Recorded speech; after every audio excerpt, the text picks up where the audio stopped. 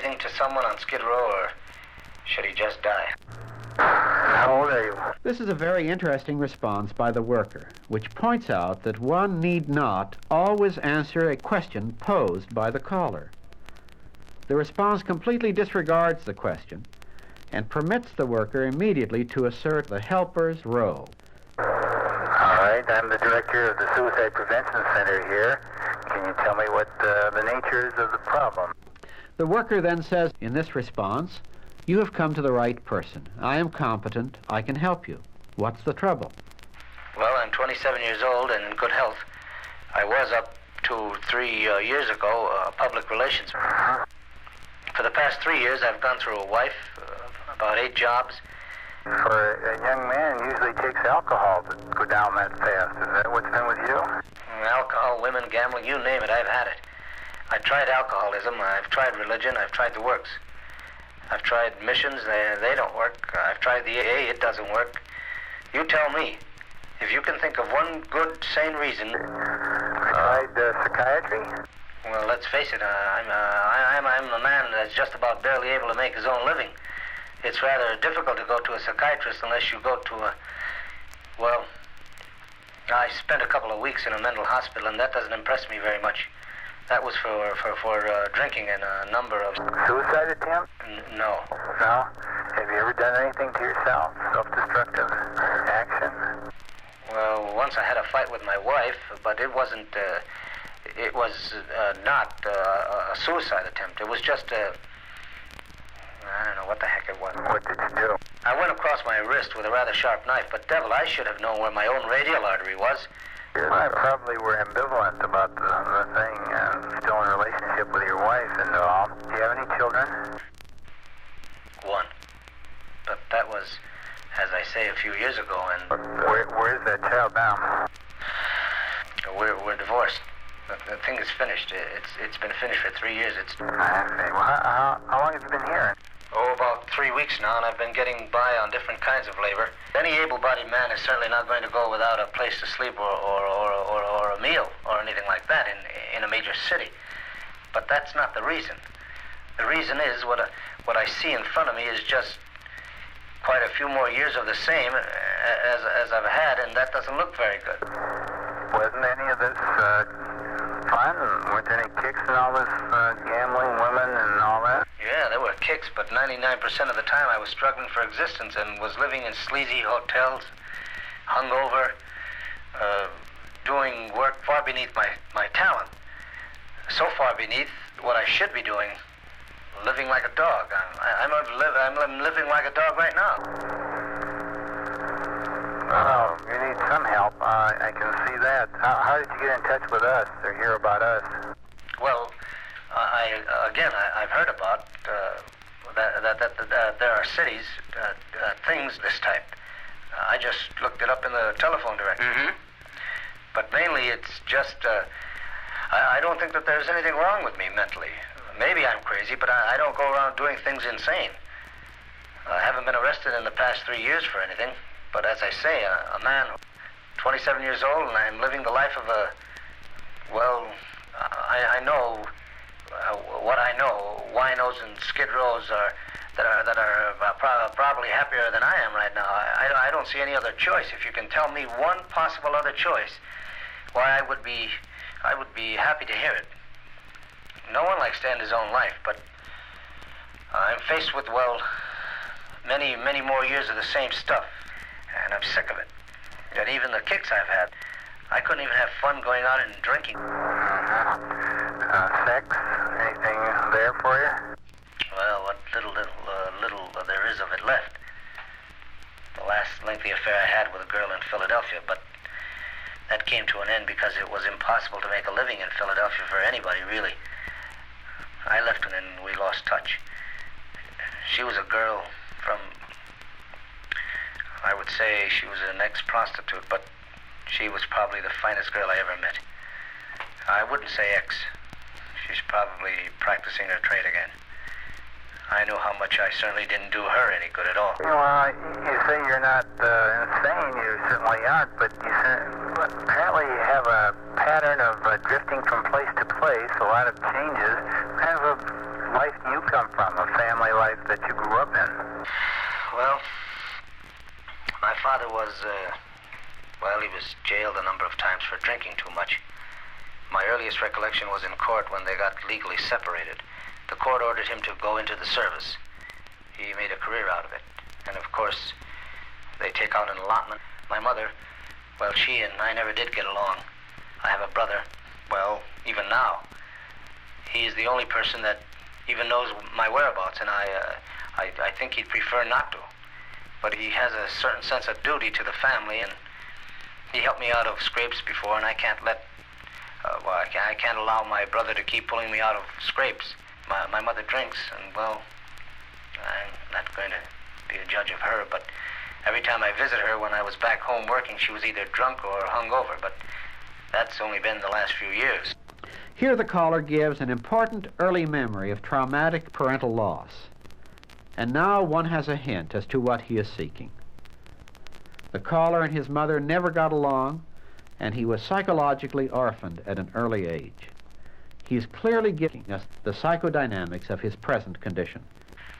But what am I faced with? My last city I was in, I had a good job, and on the other side of the ledger, I was a bum on Skid Row for a few months, too. They were quite happy with me at work, but I just one day up and left. Here the caller talks about his impulsiveness. This impulsiveness is something which the worker will have to keep in mind. For no good reason at all? For no good reason at all.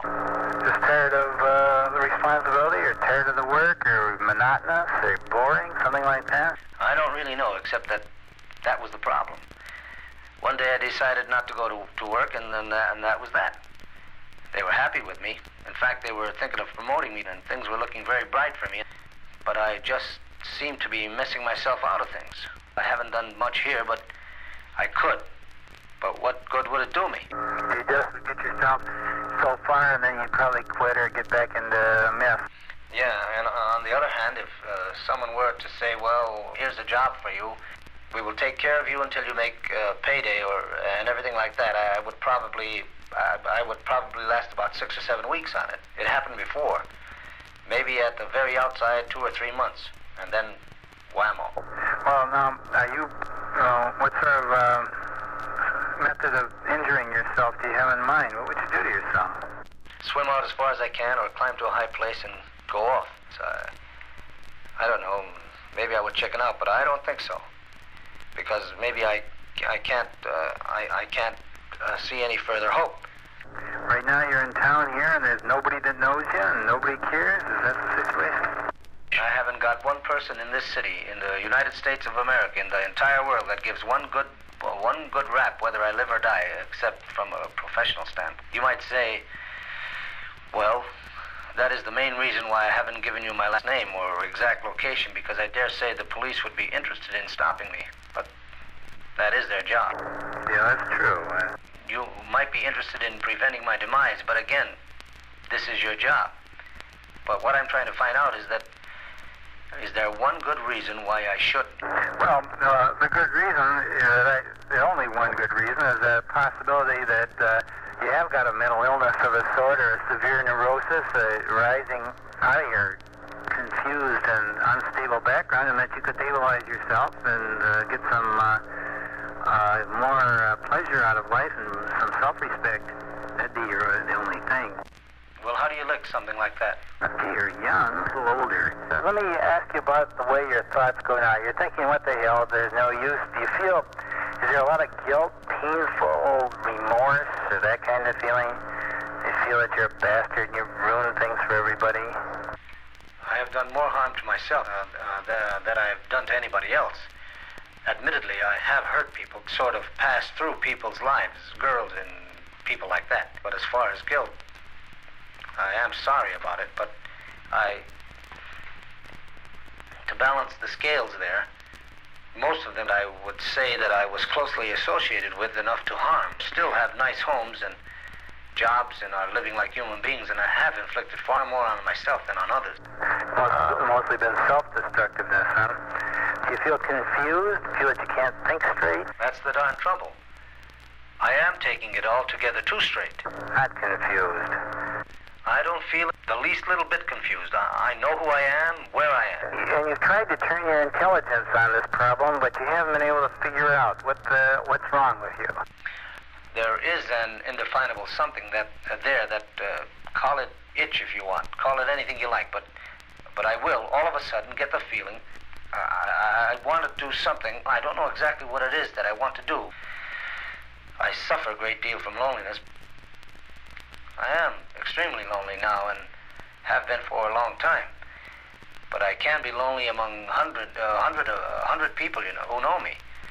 And I feel an indefinable urge to do something. And usually it turns out with me getting drunk. But drinking, I still have the same urge. How much education do you have? High school and 2 years of college. You use words like indefinable and so on that, I just was wondering why you never have gotten yourself in with a psychotherapist. It's so popular now in our culture that I'd expect you to try that anyway. The worker, using the caller's intelligence, his good vocabulary, and other resources, turns to the possibility of psychotherapy, making it the in thing to do for a person like the caller. And I also feel that psychotherapy, and maybe I'm wrong, is suggestion more than anything else, and I'm just not that suggestible. Well, you know, some pretty, no, I wouldn't say that. Therapy has been, actually, it's geared to the capacity and the need of the person who is having the therapy. For many types of people, therapy is a chance to clear their mind and get a chance to get some distance from their own problem and analyze it with an attitude free of some of the complications that you have. You do have quite a bit of guilt and quite a bit of self-criticism, and I imagine that does complicate trying to analyze your problem. Well, an indefinable thing should be more clearly definable. I have tried to apply all the intelligence that I have to finding out just exactly what was wrong with me and correcting it. I have had every break in the world, and here I am, flat on my tail. In other words, I still am well dressed. I managed to get a few days' work in, but for all practical purposes, broke and without any place to go and save. With the choice between going back to Skid Row or taking my own life, I think if you had the choice, well, if you had the choice, what would you choose? Well, there seems to be more to it than that. I'd say there's a lot more to your life than just those two choices. As long as you assume that you're stuck in your pattern, then I suppose that's the only two choices you have. But to me, you know, viewing it as an outsider, I think it's just ridiculous that a guy should be stuck in his pattern. I've seen so many people blast themselves loose from their pattern so many times that it is a matter of often of understanding your pattern and and getting some distance from your anxiety so you can see where you put the proper effort to change the pattern. Here the worker accomplishes a very important task. He widens the range of choices from, going back to the very beginning of the interview, the choice between Skid Row or death. He now widens the range within life itself in saying that there is much more than these two choices, and the problem is to get unstuck from a choice of a terrible life or an unwanted death. How? I can't see. Well, I should say something like that. Here we get 4, 5, 6 calls a day from people like yourself, and all sorts of people in trouble. In your case, you're the kind of a situation here which is enormous resources. We really run into people who are at the end of their rope. Older people, sick people, unhealthy people. What you are is a healthy neurotic, just like all the rest of us, only your pattern is one that society doesn't reward at all. And so your self-destructive pattern, some people with a neurosis, like maybe your brother, overwork. And they get ulcers later in life, but they have money. I'd say that you need outpatient therapy for your neurosis, and I'd suggest you come on in and talk with me to start it out. How does a Skid Row bum get psychotherapy? Let's discuss that. Take one step at a time. The caller came to the Suicide Prevention Center the next day, and short-term psychotherapy was begun. As a summary comment, the rating of lethality, in this case, is lower at the end of the interview than at the beginning, because the promise for life is higher.